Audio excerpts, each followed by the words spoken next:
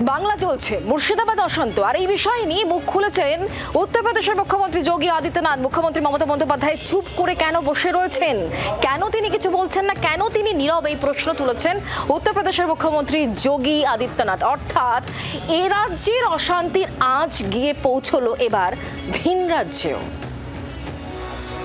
সদ্য ঠান্ডা হতে শুরু করেছে মুর্শিদাবাদ, তবে আঁচে ফু দিতে ছাড়ছেন না রাজনীতির কারবারিরা। রোজ হইচই চালাচ্ছেন বিজেপি নেতারা, ময়দানে নেমেছেন যোগী আদিত্যনাথ।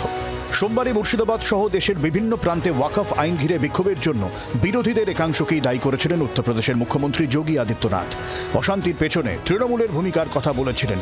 বাংলার পয়লা বৈশাখে আবারও বাংলার মুখ্যমন্ত্রীকে নিশানা উত্তরপ্রদেশের মুখ্যমন্ত্রীর।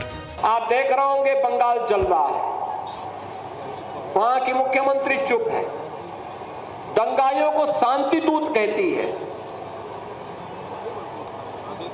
अरे लातों के भूत बातों से कहां मानने वाले हैं, लेकिन सेकुलरिज्म के नाम पर इन लोगों ने दंगाइयों को दंगा करने की पूरी छूट दे रखी है। पूरा मुर्शिदाबाद पिछले एक सप्ताह से चल रहा है, सरकार मौन है। बहनों और भाइयों, इस प्रकार की अराजकता पे लगाम लगनी चाहिए। মুর্শিদাবাদ ছাড়াও বিহারের নানা এলাকায় ওয়াকফ আন্দোলন হিংসাত্মক চেহারা নিয়েছে। সার্বিকভাবে বিরোধীদের উস্কানির অভিযোগ এনেছেন যোগী। পাল্টা ষড়যন্ত্রের তত্ত্ব সামনে আনছেন জয়প্রকাশ মজুমদার সরাসরি। বর্ডার সিকিউরিটি ফোর্স যদি ষড়যন্ত্রে অংশগ্রহণ না করে তাহলে বাংলা শান্ত থাকবে। তাই যোগী সাহেব, আপনাকে বলবো, আপনি নিজের চরকায় তেল দিন, নিজের রাজ্যটাকে চালান। সুপ্রিম কোর্ট বারবার আপনাকে ভৎসনা করছে আপনার বুলডোজার রাজের জন্যে।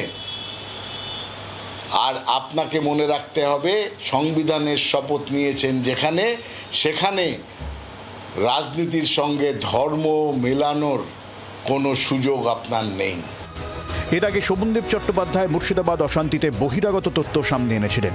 সীমান্ত দিয়ে বহিরাগত প্রবেশ করিয়ে অশান্তির তত্ত্ব সামনে এনে বিএসএফকে এবার সরাসরি কাঠগড়ায় তুলল তৃণমূল। আর এই আবহে তৃণমূল ও বিজেপি উভয়কেই কাঠগড়ায় দাঁড় করাচ্ছে সিপিএম। চাকরিহারাদের সমস্যা থেকে নজর ঘোরাতে মুর্শিদাবাদ এ তত্ত্ব আগেই সামনে এসেছিল। বামেদের তরফে এবার সরাসরি অভিযোগ, এই অশান্তি বিজেপি তৃণমূলের মিলিজুলি। এটা একটা কাইন্ড অফ মেজরিটেরিয়ানিজম। বিজেপি এবং তৃণমূল এমন ব্যবস্থা করেছে যে যেখানে মেজরিটি,